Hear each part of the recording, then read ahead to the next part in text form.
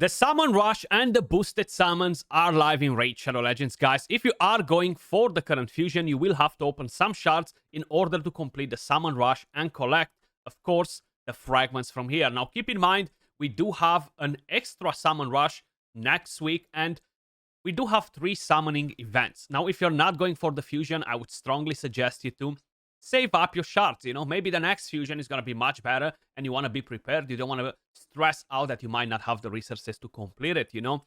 This fusion is kind of like okayish. It's not something extremely special, to be honest. It will be the hardest type of fusion because it's a hybrid, right? You need to collect the fragments for epics. If you're missing on something, you're kind of like screwed. So keep that in mind. Now, when we are talking about the summoning, guys, we have the 15x progressive chances on some amazing champions, right?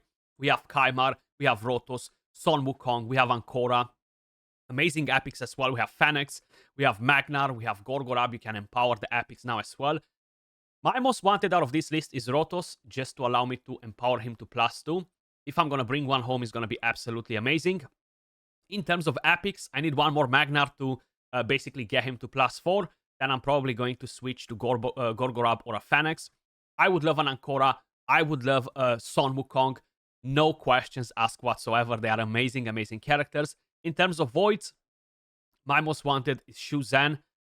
I only have 1 void shard, right? So the chance to get a legendary is basically minus, is in negative. So we're definitely not going to get her, but we're still going to put her on there. I have 11 sacreds. We have pretty much the same things in here, Rotos and Magnar. But let's crack on with the ancients first, guys. In order to get the Summon Rush points done for the fusion, you need 6 sacreds, if I'm not mistaken, 3,000 points. So I'm still going to open pretty much everything that I have to try and get in a Rotos, basically, you know. Even on 15x, guys, is a non-void, right? The chances to actually get a champion that we really want they're slim. The chances are slim, okay? Super low. So hopefully we're going to be lucky. Hopefully you're going to be lucky if you're trying for any of them. Come on. I opened randomly some ancients for the past few days, and yeah, just so many rares because it's not a 2x, right? So that makes a big difference. If I would get a different legendary, I would love an Armans. I would love a Feral to get a second one for my Hydra teams, you know. So there are plenty of options out there in terms of what legendaries we can drop. The main idea is don't drop me the same trash that you've been dropping me for the last 3 months, because I've got so many trashy legendaries for the last 3 months from Ancients and Sacreds. Is actually mind-blowing. So 1 Void Shard, give me the rare champion so I can move over to the rest. Thank you so much. I mean, the chances are not there, you know, with one shard. Sometimes that's all that you need, but I wasn't feeling that lucky today.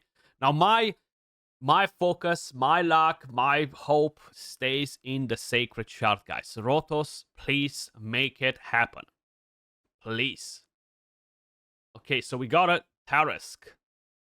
It's funny, we haven't even hit the 15x on the epics that we summoned so far. There we go, a Skull Crusher. He used to be good once upon a time. Rotos, bring it home, man. Rotos, bring it home. Okay, Giscard the Sigil. This is gonna go to Empowerment as well. Provoke, AoE attack. You know, you're getting a bit of a shield on the champion. You have the A1 with increased attack. You have the A3 with increased defense and increased attack on a 3-turn cooldown on an epic champion. Very powerful skill. The only problem for Clan Boss is very hard to tune him because of the passive. Fills the champion's turn meter by 15 whenever they are attacked by an enemy under debuff or under a provoke or increased attack buff, you know. On Void Affinity, you can use him on Clan Boss. You have no issues. But once the affinity changes, the Clan Boss will get increased attack. Now, you can bypass that by putting block buffs on the boss, and as long as you're not getting 3%ed on it, you're going to be just fine with him. And honestly, he's a pretty solid one. He was nerfed, fixed before they even released him because he was just so freaking powerful. If I'm not mistaken, I think it was him. For a second, I thought that was our legendary. So we got a Zelota. Man, where is Magnar? Where is Magnar? But the main question is, where the heck is Rotos? Now, Astrolon. What? That doesn't look like Rotos at all, man. Another one. He's not bad.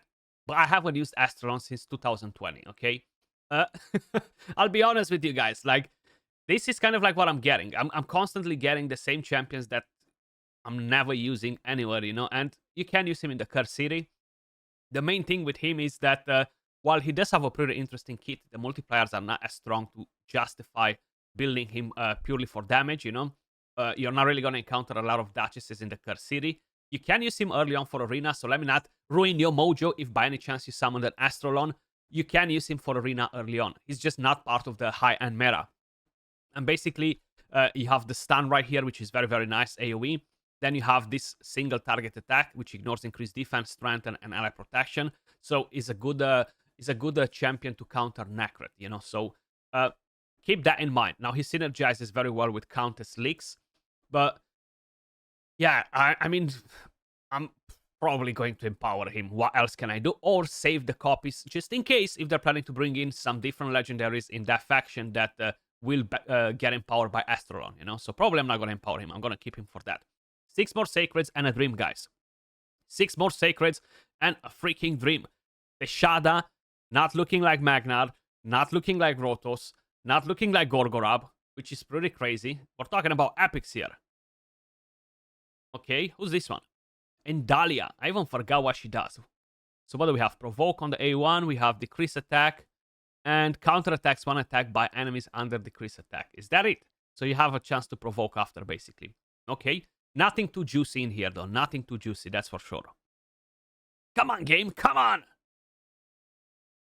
Oh, okay. Outbound. I actually needed this champion. I don't... I pulled him many, many times before, but I don't have him. And I need him for the Curse series. Very important on one of the stages with Marichka and Taras. And mainly, it's not because of this AoE decrease attack. It's basically because of this. You can put block active skills. So I'm actually pumped that I got an epic that at least I can use. I can level him up in the next champion training event and have him ready. He does have a chance to freeze with the A1. Out of the Curse City, he's really not nothing too special. Yes, he can work in Faction Wars, guys. But I'll be very honest, I wouldn't really invest in him if I wouldn't have to do the Curse City, you know. So kind of like think about that if you are planning to build a champion, you know. I'm definitely going to build him though, so that's good. At least we got someone that we did not have before. Vergis is gonna go to empowerment as well. Vergis is just such a freaking strong epic champion, guys, and I feel like he's really underused. I don't know how and why, but he's really, really strong. So before they buffed him, he was bad, okay? But now he has reflect damage on a random ally with A1.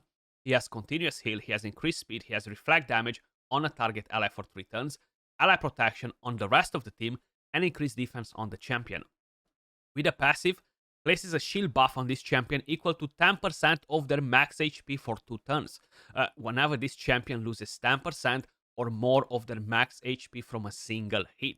And then, continuous heal buff on this champion for 2 turns, every time their HP drops below 50% on a 1-turn cooldown, which is absolutely massive, guys. So, he's actually a very, very strong epic champion, defense aura for dungeon battles, and the reviews are definitely showing him a lot of love. Funny that the highest rating is for the campaign, though. I find that a bit strange. Maybe a lot of people use him on Nightmare campaign to beat Mortu Macab. Who knows? I haven't used him in there, but overall, he's a very, very solid epic champion, and I would not sleep on him. He can solo the Scarab King on a destroy set. Okay, we got a Suiran, and we have one more Sacred Shard. She's a decentish champion. Fane is still better than her, so I've tested them a while ago. She does bring defense down and weaken and poison, similar with what Fane does. Fane has better raw damage, and overall, she's just better in general, you know. So I wouldn't necessarily invest in her for clan boss. You have plenty of different options that are better, so keep that in mind. And our last chance, Rotos. Not even the 15x epic champion, guys. What am I gonna do now? Venomage, an absolute monster. I love my Venomage. I have 2 at 60 and top notch. Curse Series, dungeons, Doom Tower, whatever you guys need to use Venomage, absolutely amazing. You have the heal reduction, you have poisons, you have defense down, you have decreased attack. Activate the poisons with A1, a passive that brings you damage reduction, accuracy aura for all battles. Super, super solid epic champion. So, seems like we just got a fat leap. Hopefully the clan boss will be generous tomorrow, because today he wasn't very generous. We just got a Void Shard and a couple of Ancients. Now, in terms of how many points we dropped in here, we still haven't maxed the event. Personally, I would love to get these mythical tomes, so that's kind of like what my main goal is, to get a mythical tome. They're so hard to come by, guys, if you're not buying them. So I'm gonna try to basically pick them from wherever I can.